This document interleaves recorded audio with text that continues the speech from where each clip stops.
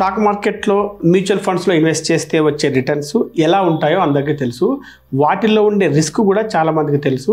గత 6 నెలల కాలం నుండి ఇంకా బాగా తెలిసి ఉంటుంది. ఎందుకంటే ఇప్పటికే చాలా మంది పోర్ట్ఫోలియోస్ నెగిటివ్గానే ఉన్నాయి. అందుకే మనం ఎప్పుడు చెప్తూ వస్తుంది ఏంటంటే డైవర్సిఫికేషన్. ఒకే బుట్టలో అన్ని గుడ్లు పెట్టకూడదు. మీ ఇన్వెస్ట్మెంట్స్ అనేవి రకరకాల ఇన్స్ట్రుమెంట్స్ లో పెడుతూ ఉండాలి. ఇంకా మీకు వచ్చే రిటర్న్స్ అనేవి ఇన్ఫ్లేషన్ ని బీట్ చేసేటట్టుగా ఉండాలి. అదే సమయంలో మీరు ఫిక్స్డ్ డిపాజిట్స్ లాంటి వాటిలో ఇన్వెస్ట్ చేయడం వల్ల మీ ఇన్వెస్ట్మెంట్స్ పరిస్థితి ఎక్కడ వేసిన గొంగలి అక్కడేలాగా తయారవుతుంది. అందుకే ఈ మధ్య కాలంలో ఎక్కువ మంది ఎక్స్పెక్ట్ చేసేది ఏంటంటే సేఫ్ రిటర్న్స్, స్టేబుల్ రిటర్న్స్. ప్రతిరోజు ఎక్కువ తక్కువ అయ్యేటటువంటి స్టాక్ మార్కెట్ లాగా కాకుండా ఫిక్స్డ్ రిటర్న్స్ ఇస్తూ తక్కువ రిస్క్ ఉండే కార్పొరేట్ బాండ్స్ వైపు ఎక్కువ మంది మొగ్గు చూపుతున్నారు. ఈ మధ్య కామెంట్స్ లో కూడా ఎక్కువ మంది వీటి గురించి అడుగుతున్నారు. ఈ మధ్య కాలంలో వీటి పాపులారిటీ పెరుగుతూ వస్తుంది కాబట్టి మీరు వీటి గురించి తెలుసుకోకపోతే మీరు ఒక గొప్ప అవకాశాన్ని కోల్పోయే ప్రమాదం ఉంటుంది. అందుకే ఈ వీడియోలో మనం కార్పొరేట్ బాండ్స్ గురించి వివరంగా సులభంగా అర్థమయ్యేలా తెలుసుకుంటూ ఎటువంటి బాండ్స్ లో ఇన్వెస్ట్ చేయొచ్చు, కొన్ని ముఖ్యమైన టిప్స్ లాంటివి తెలుసుకుందాం. వీడియో స్కిప్ చేయకుండా చివరి దాకా చూడండి. మొదటగా మనం మన దేశంలో ఎన్ని రకాల బాండ్స్ ఉన్నాయో ఒక్కొక్క దాని పర్పస్ ఏంటో చూద్దాం. అందులో మొదటిది గవర్నమెంట్ బాండ్స్. ఇవి కేంద్ర రాష్ట్ర ప్రభుత్వాల చేత జారీ చేయబడతాయి.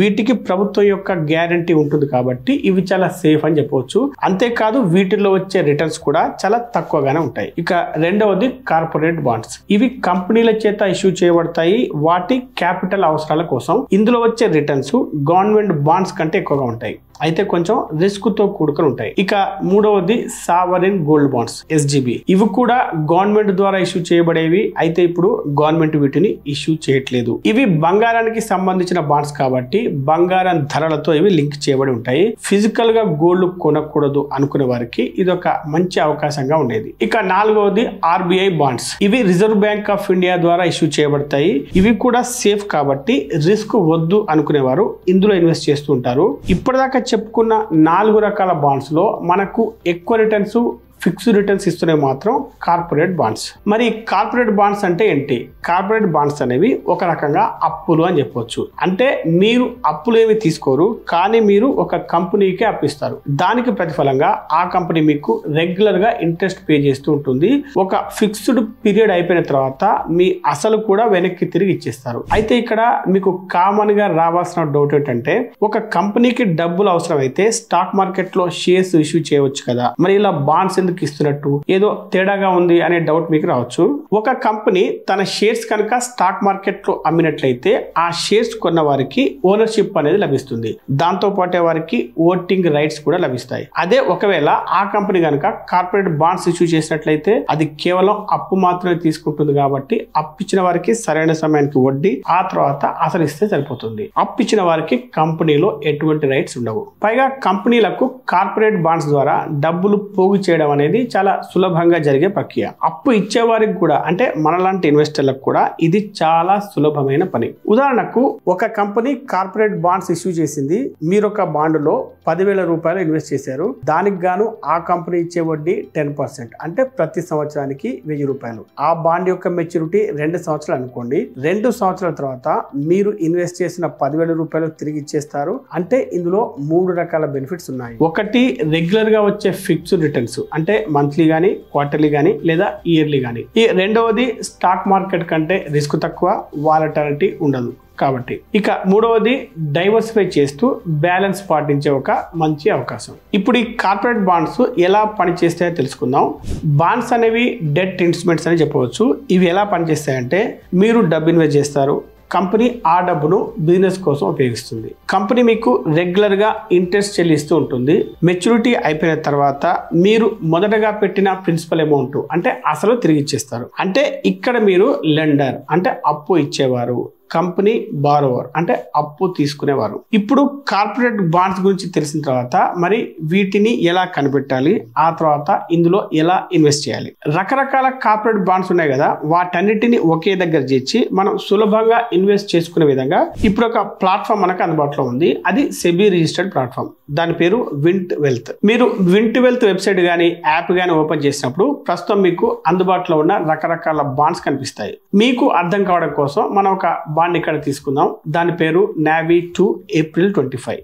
ఇందులో ఇన్వెస్ట్ చేయాలంటే మినిమం 10,000 రూపాయలు చేయాల్సి ఉంటుంది. ఇందులో ఉన్న అన్ని విషయాల గురించి ఇప్పుడు తెలుసుకుందాం. ఇందులో మొదటగా కనిపించేది YTM 11%, అంటే ఈల్డ్ టు మెచ్యూరిటీ 11%. ఈ బాండ్ లో ఇన్వెస్ట్ చేసి మెచ్యూరిటీ దాకా హోల్డ్ చేస్తే మీకు సంవత్సరానికి వచ్చే రిటర్న్స్ ఇవి. అయితే ఇక్కడ మీరు ఇంకొక విషయం గమనించాలి.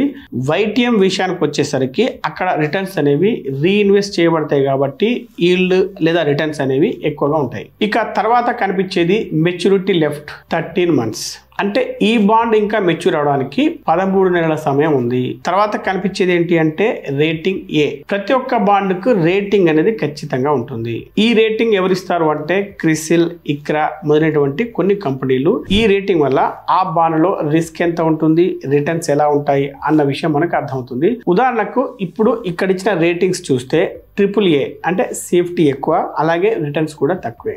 AA రిస్క్ కొంచెం, అలాగే రిటర్న్స్ ఇంతకు ముందు కంటే కొంచెం ఎక్కువ. ఇప్పుడు ఏ రిస్క్ కొంచెం ఎక్కువ, అలాగే రిటర్న్స్ కూడా ఇంత ముందు కంటే ఎక్కువ. ఇక నెక్స్ట్ BBB రిస్క్ చాలా ఎక్కువ, అలాగే రిటర్న్స్ కూడా అన్నిటికంటే ఎక్కువ. ఇక ఆ తర్వాత మనం చూడాల్సింది ఒక్క యూనిట్ కి ఎంత ఇన్వెస్ట్ చేయాలి అన్న విషయం. ఇక్కడ ఒక్క యూనిట్ కి 9,950 రూపాయలు ఇన్వెస్ట్ చేయాల్సి ఉంటుంది. తర్వాత చూడాల్సింది రీపేమెంట్. ఇంట్రెస్ట్ ఎప్పుడు పే చేస్తారు అంటే మంత్లీనా, క్వార్టర్లీనా, ఇయర్లీనా అనేది ఇక్కడ ఇవ్వడం. ఇక్కడ అది మంత్లీ. మన ప్రిన్సిపల్ అమౌంట్ ఏమో మెచ్యూరిటీ అయిన తర్వాత పే చేస్తారు. అలాగే రీపేమెంట్స్ టైం లైన్ కూడా ఇక్కడ చూడవచ్చు. ఇంకా డీటెయిల్స్ లోకి వెళ్తే ఇప్పటికే ENBFC ఇన్వెస్టర్లకు 131 కోట్ల రూపాయలు చెల్లించింది. ఇందులో 30,000 మందికి పైగా ఇన్వెస్ట్ చేసి ఉన్నారు. అలాగే రీపేమెంట్స్ కూడా 100% ఆన్ టైంలో చేసి ఉన్నారు. ఈ బాండ్లో మీకు వచ్చే ఇంట్రెస్ట్ పై ట్యాక్స్ ఎలా ఉంటుంది అని చూస్తే ఒక ఫైనాన్షియల్ ఇయర్లో మీకు వచ్చే మొత్తం ఇంట్రెస్ట్ పైన 10% ఫ్లాట్గా TDS కట్ చేస్తారు. అయితే ఈ బాండ్ల విషయంలో చూడాల్సిన ఇంకొక ముఖ్యమైన విషయం, అవి సెక్యూర్డ్ బాండ్సా లేకపోతే అన్సెక్యూర్డ్ బాండ్సా అన్న విషయం. సెక్యూర్డ్ బాండ్స్ అనుకోండి, కంపెనీ ఆస్తులు తాకట్టు పెట్టబడి ఉంటాయి. ఒకవేళ అన్సెక్యూర్డ్ బాండ్స్ అనుకోండి, ఎటువంటి ఆస్తి తాకట్టు ఉండదు, కాకపోతే ఇందులో రిటర్న్స్ ఎక్కువగా ఉంటాయి. మరి ఇది ఎక్కడ చూడాలి అంటే మోర్ ఇన్ఫో కింద కనుక చూస్తే అదర్ బాండ్ డీటెయిల్స్ అని కనిపిస్తుంది. దానిపై క్లిక్ చేస్తే ఓవర్ వ్యూ వస్తుంది.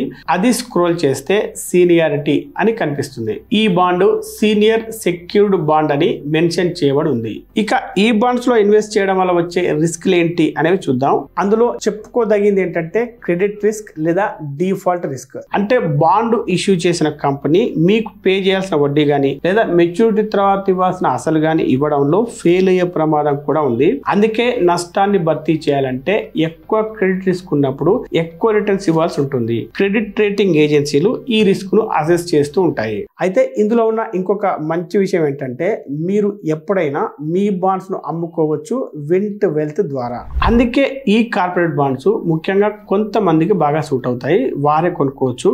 వారెవరు అంటే ఒకటి కన్జర్వేటివ్ ఇన్వెస్టర్స్, అంటే ఎవరైతే తక్కువ రిస్క్ కోరుకుంటారో. 2 రిటైర్డ్ ఇండివిజువల్స్, రిటైర్ అయిన వ్యక్తులు ఎవరైతే నెల నెల స్టడీగా ఇన్కమ్ రావాలని కోరుకుంటారో వారు అనమాట. ఇక 3వది స్మార్ట్ డైవర్సిఫైర్, అంటే స్టాక్స్, మ్యూచువల్ ఫండ్స్ తో పాటు బ్యాలెన్స్ చేయాలని అనుకునే వారికి. చివరిగా మీరు ఇటువంటి బాండ్స్ లో ఇన్వెస్ట్ చేసే ముందు తెలుసుకోవాల్సిన కొన్ని ముఖ్యమైన టిప్స్ ఏంటి అంటే, ఒకటి చిన్న అమౌంట్ తో స్టార్ట్ చేయండి, అంటే 10,000, 20,000 ఇలా అనమాట.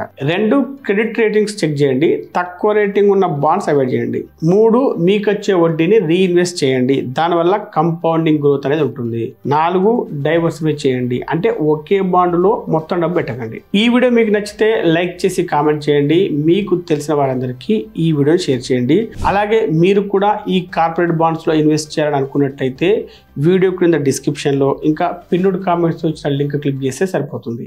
వింట్ వెల్త్ యాప్ ను ఆండ్రాయిడ్ లో కానీ లేదా iOS లో కానీ ఇప్పుడే డౌన్లోడ్ చేసుకోండి. Investments in debt securities, municipal debt securities, securitized debt instruments are subject to risks, including delay and/or default in payment. Read all the offer-related documents carefully.